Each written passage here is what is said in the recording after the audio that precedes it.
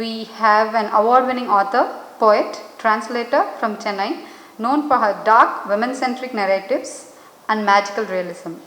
Welcome, Miss Luna. Hello, good evening everyone. Thank you for being here. And now I'm going straight into the topic. So today I'm here to talk about a book which has a name that suggests it's a horror story, but I promise you that it's actually not. So the title of the book is The Forest That Ate People. And as soon as I saw this title, I too thought it was a horror story, but then I read the subtitle, which is the other not so scary stories. So this shows, so let me get into the why this contradiction about the title part. So this story is not a horror story, that I can assure you, but it does have some eerie and strange elements that will leave you a little bit unnerved.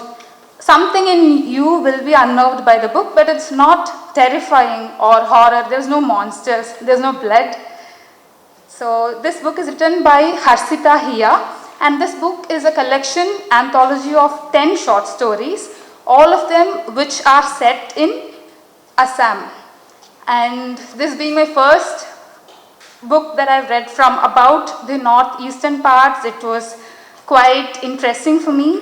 And specifically, the mythological part. This book is a very unique concept. For me, as a person who grew up reading fantasies and urban fantasies especially, this book really struck a chord with me because they have folklores, they have Assamese myth, and they have a lot of other things, elements in it, which will prove to you that it's actually fantasy, but it's also in the contemporary, current, modern world of Assam, the region.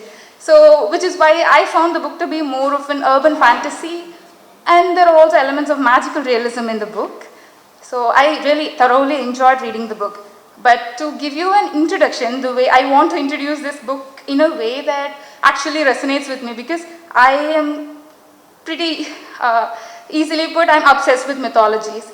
And one of my favorite mythology from Greek is about Hades and Persephone. I'm sorry if you've already heard about this, but for those who have not heard this from me, I'll tell that now. So this is, there's a goddess of spring. There's a goddess in Greek mythology called Persephone. And this goddess, she is taken to the underworld for 6 months of the year.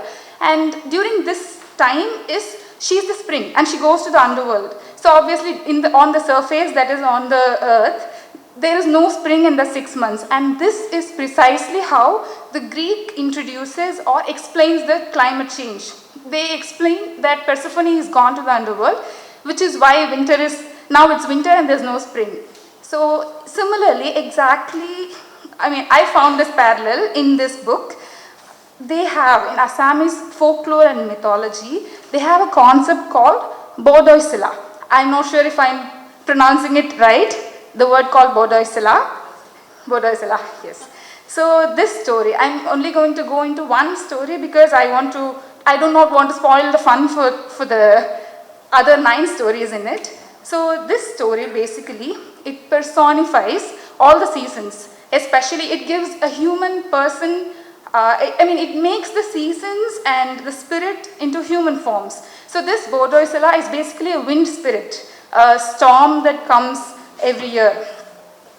So this is a figure from Assamese folk tradition, and this person has gone missing.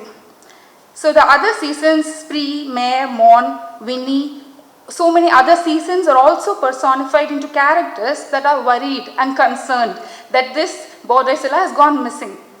So this story is all about worrying about this disappearance and how the place, Guwahati, and the geographical locations around the Brahmaputra river and everything about the geographical region, everything surrounding fall out of rhythm because the wind or this wind spirit Bodoisila has gone missing. I would like to say more about this specific concept because it really interested me. I hope it interests you too. A female spirit named Bodoisila, a native Assamese word.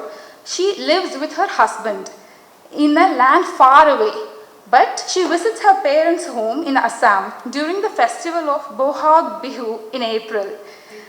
So this is how the Assamese fictionalize the heavy pre-monsoon in the state. So this is the connection that I found between the Greek mythology about how Greeks explained the season change and how this was there. And I was thoroughly astonished that I did not know about this. And me being very prideful about knowing a lot about mythology and being interested, I was shocked that I never learned about this. And that is, from that angle I started reading the book. And from that point on, I realized there are bigger themes in the book, in all the stories. There are themes about freedom, identity, alienation. It's like a set of part of literature that has been hidden away from me, from others too, I'm not sure. But for me, this is the first time I've read something about the Northeast, and I wondered why I haven't read it before. So it was that wonderful.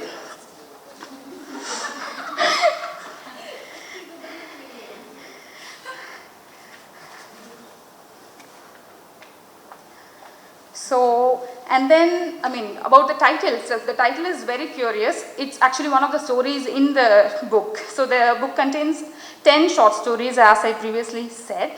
And one of the stories has this title, The Forest That Ate People. So after seeing that, like I said, I thought it was a horror story. But it's like, the title is a hint. It's like the book itself is winking at you mischievously and saying, come, I won't bite. Mostly. That mostly is there. So, and about the stories themselves, each of the stories have such a simple language and very easily flowing narrative in them. I could easily just breeze through them. It was a very easy, simple read. But despite the humor and the warmth in it, there was still melancholy underneath. So in the themes and the concept, you'll feel it. But the way the writer has written this, their writing style, through that, it's still easy for you to just go past, read everything. There are darker stories, as well as there are comedic stories, and there are variety for you to choose from. And about